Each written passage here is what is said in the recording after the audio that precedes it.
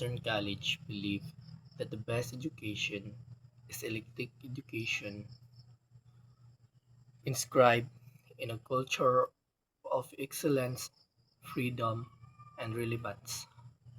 Vision: Cebu Eastern College Incorporation is a non-stock, non-profit, private education institution that adopts Confucian teaching, teaching holistic, morally upright, globally competent, competent graduate equipped with 21st century skills and contribute meaningfully to the community. Mission: a Filipino-Chinese institution that aims to produce leaders who possess Confucian values, foster academic and extracurricular excellence, and provide service with integrity.